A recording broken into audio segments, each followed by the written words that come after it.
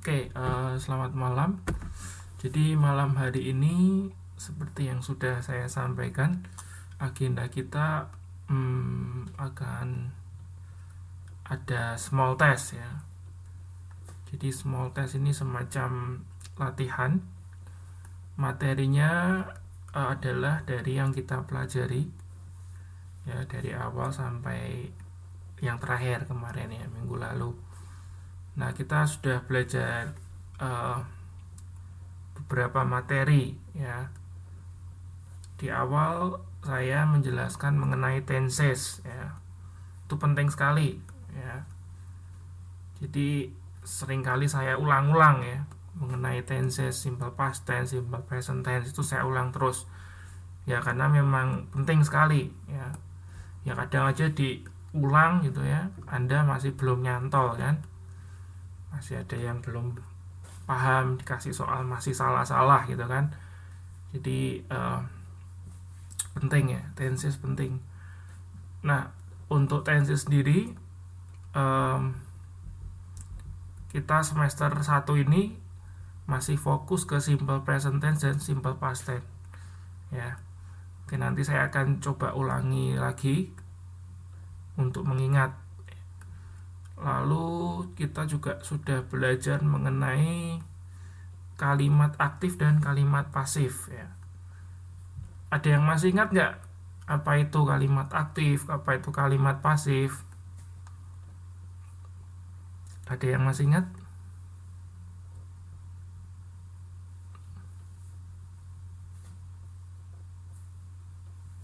Oke, lupa semua. Oke, nggak apa-apa. Jadi kalimat aktif itu kalimat di mana subjeknya itu melakukan tindakan, gitu kan? Ya, misalnya apa? Misalnya Tony membaca buku, gitu kan? Jadi subjeknya Tony melakukan tindakan membaca ya buku. Oke, atau misalnya lagi saya bermain gitar, gitu kan? Saya bermain gitar, itu juga kalimat aktif ya kan? Nah, lawan dari kalimat aktif itu adalah kalimat pasif ya. Jadi lawannya kalimat aktif adalah kalimat pasif. Nah, misalnya tadi kan Tony membaca buku, jadi untuk dipasifkan buku dibaca oleh Tony ya kan, itu. Lalu kita juga sudah belajar mengenai vocab ya. Ya, vocab itu kosakata ya kan. Nah, ini tips ya. Jadi kalau kita mau belajar ya menguasai bahasa asing, vocabulary itu penting sekali ya. Perbendaharaan kata itu penting sekali ya. Jadi nanti untuk small testnya juga saya kasih beberapa ya vocabulary. Lalu yang keempat ya, nanti juga kita akan latihan membuat tulisan ya, membuat tulisan. Nah, nanti untuk karangan yang saya pilih recount text ya. Jadi kan selama ini kita sudah belajar beberapa jenis karangan ya kan. Ada recount text ya. Kalau recount text itu artinya apa? Artinya karangan yang menceritakan, tadi sudah saya rekam belum ya? Oke, sudah. Karangan yang menceritakan tentang pengalaman ya. Betul, karangan yang menceritakan pengalaman. Kalau karangan yang berisi tentang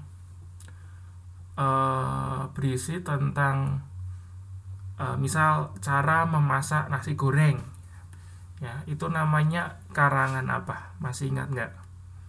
Karangan yang isinya misalnya menceritakan langkah-langkah membuat nasi goreng ya, tips-tips gitu ya. Betul sekali ya, procedural text ya kan. Terus ada juga kita sudah belajar mengenai karangan yang isinya menghibur ya, misal cerita tentang dongeng gitu kan, ya intinya untuk menghibur. Itu apa namanya, masih ingat nggak? Karangan yang isinya itu untuk menghibur atau to amuse gitu kan ya. To entertain atau to amuse, ada yang masih ingat nggak?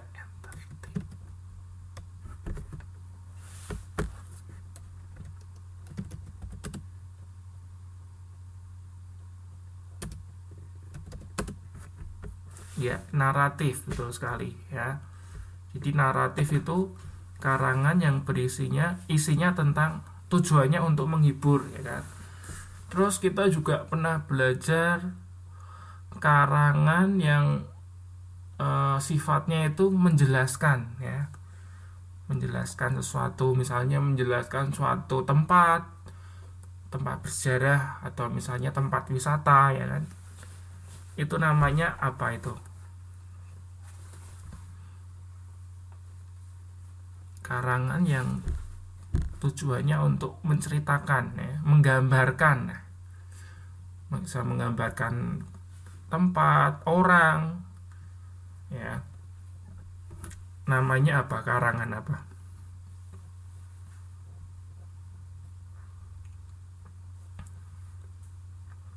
Ya, bukan describe tapi deskriptif ya.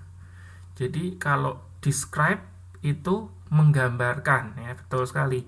Describe itu menggambarkan ya, kata kerja. Nah, kata sifatnya adalah deskriptif ya, deskriptif text ya. Deskriptif text itu adalah karangan yang tujuannya untuk menggambarkan ya kan, menggambarkan apa saja ya, menggambarkan orang, menggambarkan tempat gitu, gedung. Terus terakhir minggu lalu kita juga belajar karangan yang tujuannya untuk menceritakan sebuah kejadian ya, atau berita. Namanya apa?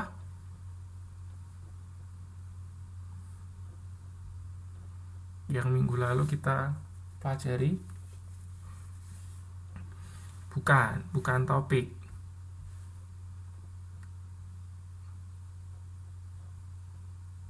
Headline news ya kan. Terakhir kan kita belajar headline news tuh.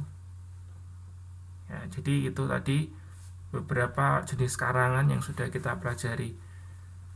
Oke, nah malam hari ini sebelum Anda mengerjakan soal ya, saya mau ngurangi sedikit aja supaya nggak lupa ya. Nah, seperti yang Anda sudah lihat di layar ya kan, bagian pertama itu soalnya mengenai tenses ya, tenses atau bentuk waktu.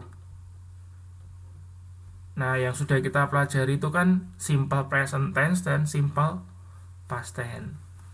Siapa yang masih ingat simple present tense itu apa? Dipakai untuk apa simple present tense? Ada yang masih ingat nggak? Ya, masa sekarang ya. Untuk masa sekarang. Untuk rumusnya masih ingat nggak?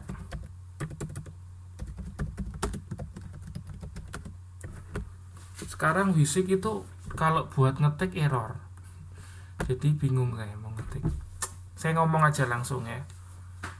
Nggak tahu sekarang kalau untuk ngetik itu tiba-tiba hilang sendiri ya. Jadi saya ngomong langsung. Ya, untuk rumusnya ya kan. Jadi betul tadi present tense itu untuk menceritakan tentang masa sekarang ya kan, kegiatan yang dilakukan masa sekarang. Atau juga bisa untuk menyatakan sebuah fakta ya kan. Terus bisa juga menceritakan kebiasaan. Ya, untuk rumusnya adalah betul sekali Mbak Eka ya. Subjek verb 1 ya kan. Nah, kalau subjeknya itu he, she, it ya kan, atau kata benda tunggal, verb satunya itu ditambah s atau es, kemudian objek. Itu yang kalimat positif ya. Misalnya gini, yang gampang aja lah, I love you gitu ya. I love you, saya cinta kamu gitu kan. Atau enggak, kalau subjeknya itu he, she, it, ya misalnya she ya. She loves you. Ya, she loves you, ada s-nya. Karena subjeknya adalah she, ya kan. Tapi kalau I nggak perlu ya, makanya bukan I loves you tapi I love you. Ya nggak usah dikasih s, kalau dikasih s malah salah ya kan. Jadi ingat ya, kalau subjeknya he, she, it dan kata benda tunggal ya kan, itu dikasih s kata kerjanya.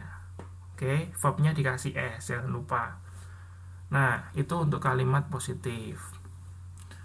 Terus kalau untuk kalimat negatif, bukan did, salah. Kalau simple present apa? Did itu kan untuk past tense.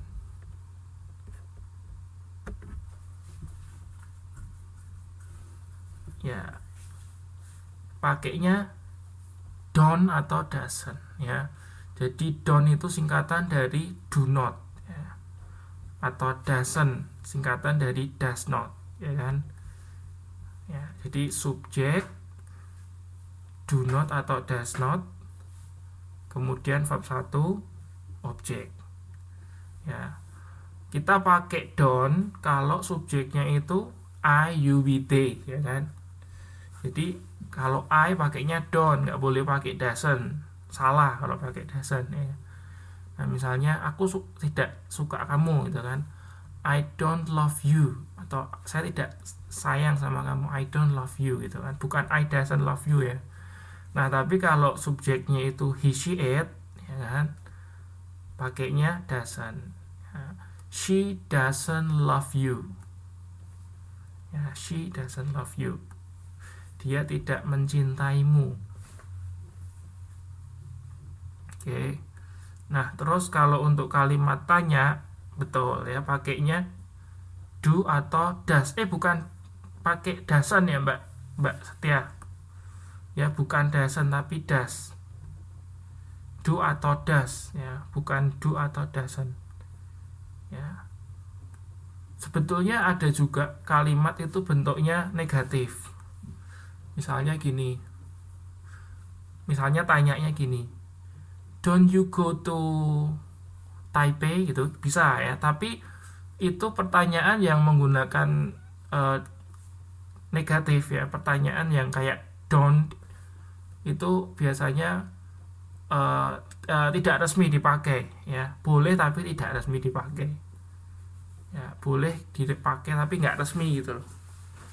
Nah, sebaiknya Anda kalau tanya gunakan yang resmi aja, pakainya do atau doesn't ya. Oke, itu tadi simple present tense ya, simple present tense. Terus kita juga sudah belajar past tense, simple past tense. Nah, kalau simple past tense untuk menceritakan kejadian masa lampau ya. Masa lampau.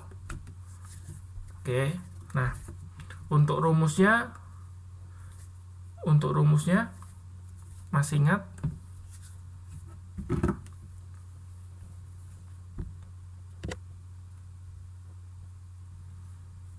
Ya, subjek, verb 2, objek. Nah, ini bedanya antara past tense dan present tense ya. Kalau past tense pakainya verb 2 ya, kalau present tense pakainya verb 1. Ya, nah, kalau di past tense ini yang perlu Anda lakukan adalah mengingat-ingat perubahan bentuknya dari verb 1 ke verb 2, ya kan? Jadi perubahan itu kan ada dua macam ya. Ada yang reguler, ada yang irregular, ya kan? Nah, kalau yang reguler itu gampang, cuma ditambahi ed aja belakangnya.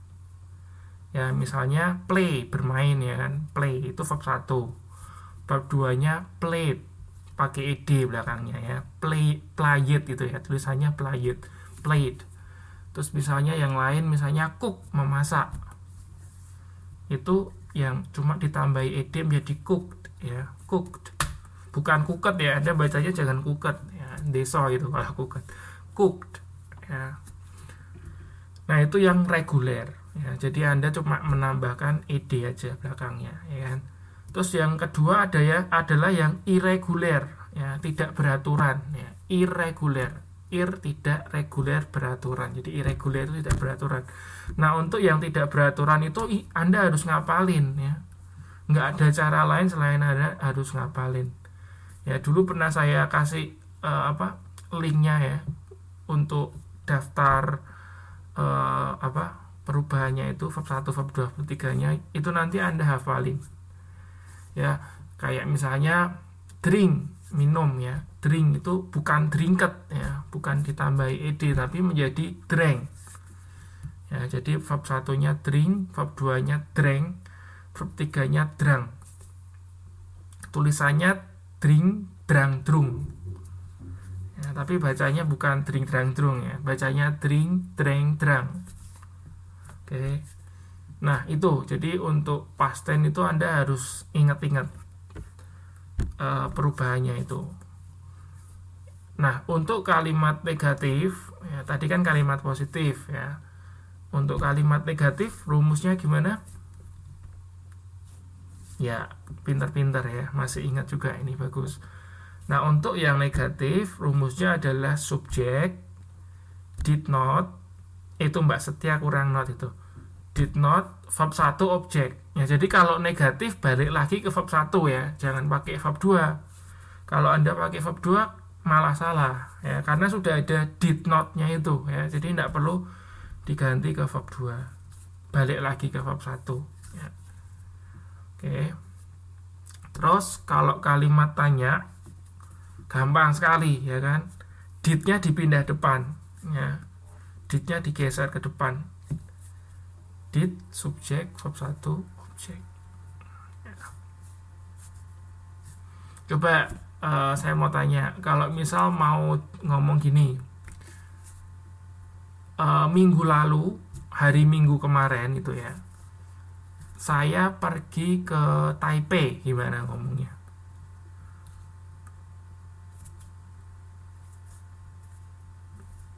Minggu lalu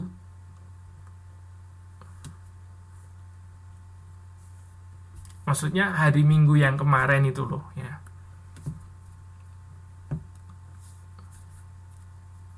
Ya pakainya when, betul sekali ya, nggak boleh pakai go ya, jadi pakainya when ya. Last Sunday I went to Taipei ya, nggak boleh last Sunday I go to Taipei, nggak boleh pakai go ya, pakainya when ya, karena verb 2 nya go adalah when ya. Nah itu. Terus saya mau ngulangi tentang pasif dan aktif. Gampang, kalau pasif dan aktif itu tinggal dikasih to be aja kan, to be verb 3 ya kan, to be verb 3. Dan terus habis itu kita milih to be itu berdasarkan tensesnya ya kan. Kalau tensesnya present ya, yang masa sekarang, itu pakainya is, am, are ya kan, to be yang dipakai.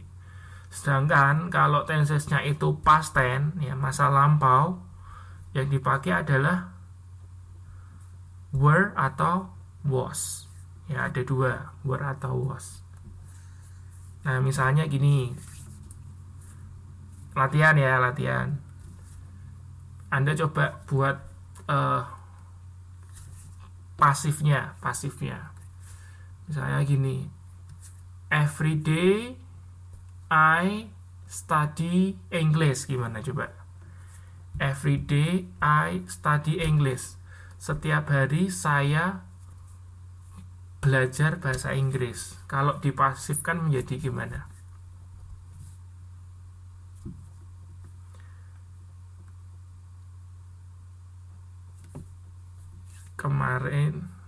Setiap hari ya.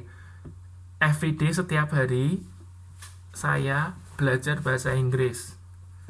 Itu kalau dipasifkan gimana? Itu kan kalau dipasifkan jadinya kan setiap hari bahasa Inggris dipelajari oleh saya, kan gitu. Ya kan? Itu. Nah, betul sekali ya. Everyday English is studied by me. Setiap hari bahasa Inggris dipelajari oleh saya. Nah, pakainya is ya. Karena everyday kan, setiap hari ya. Pakainya is. Kemudian verb 3. Nah, verb 3-nya study itu kan studied. Ya, itu untuk yang present tense. Coba saya kasih soal lagi yang past tense. Misalnya gini. Yesterday I did my homework. Coba. Yesterday I did my homework. Kemarin saya mengerjakan PR.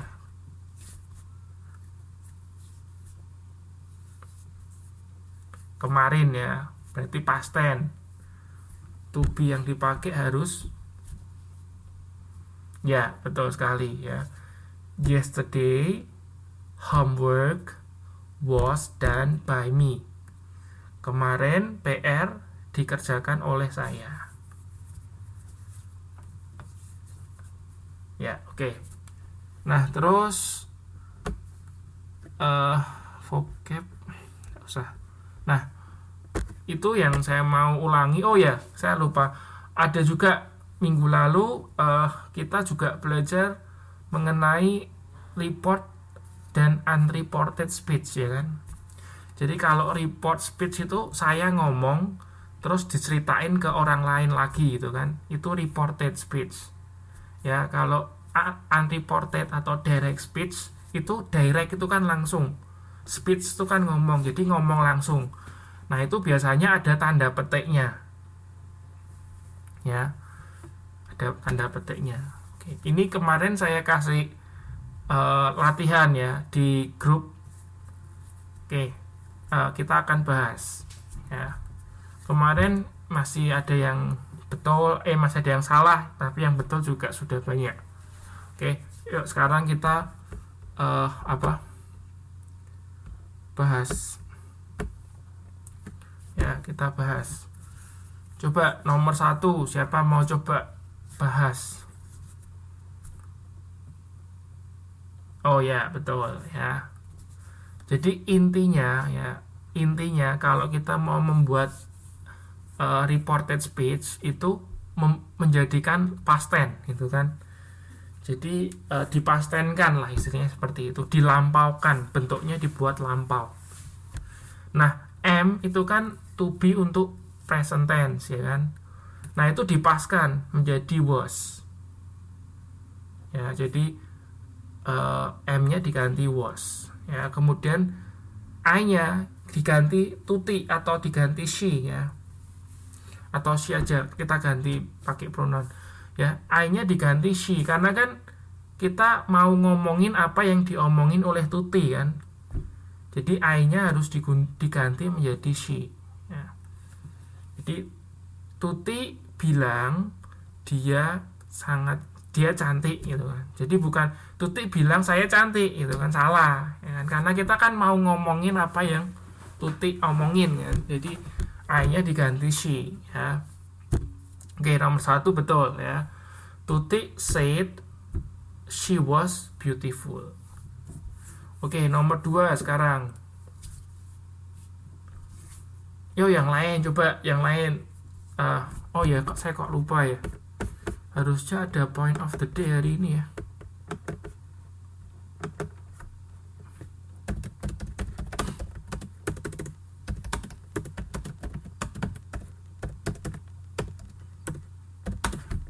Oke, yuk point of the day-nya sekarang baru saya hitung ya.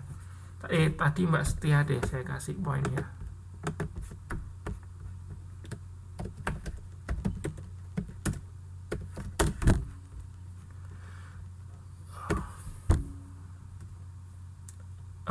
Oke, Tuti said she had bought a new book. Oh ya, betul. Ya, sudah betul. Nomor 2 Mbak Emi, betul ya. Tuti said she had bought a new book the day before.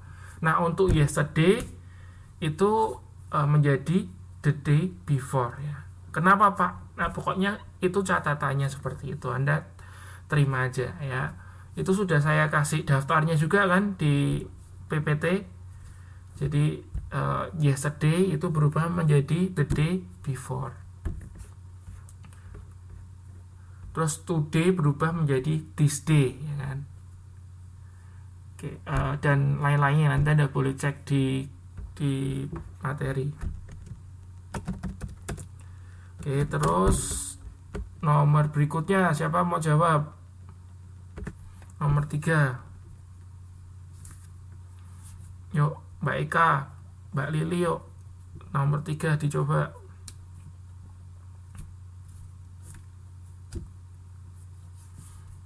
Kayaknya yang nomor 3 ini saya belum ngajari ya. Sudah saya ajari minggu lalu. Sudah belum ya? Belum ya. Yang kalimat perintah belum ya? Oh iya, kayaknya belum ya. Sudah itu kalimat tanya. Ya kan? Ya, belum saya ajari. Bukan. Sudah ya. Saya lupa. Oh, sudah ya. Tapi salah, jawaban Mbak Setia salah.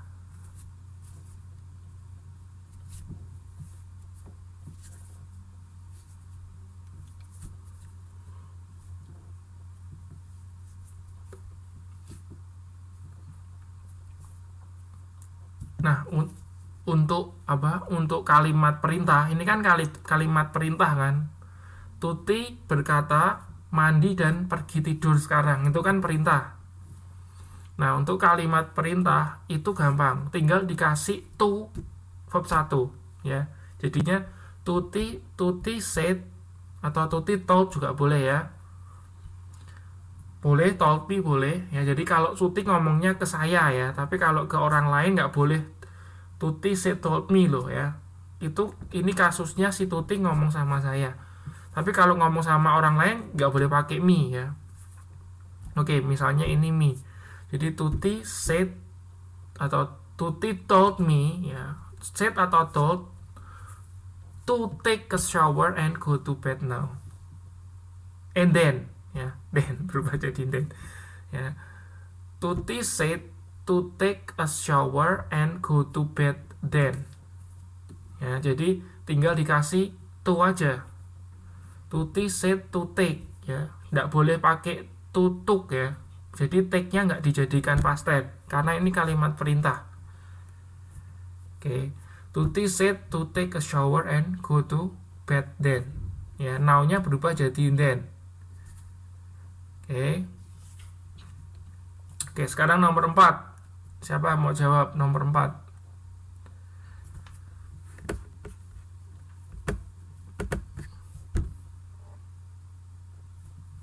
Oh, Mas Giono ya, ingat saya. Mas Giono ya namanya.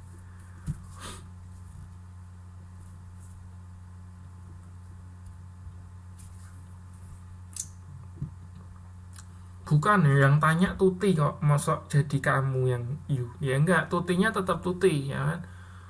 Tuti ask, Tuti bertanya.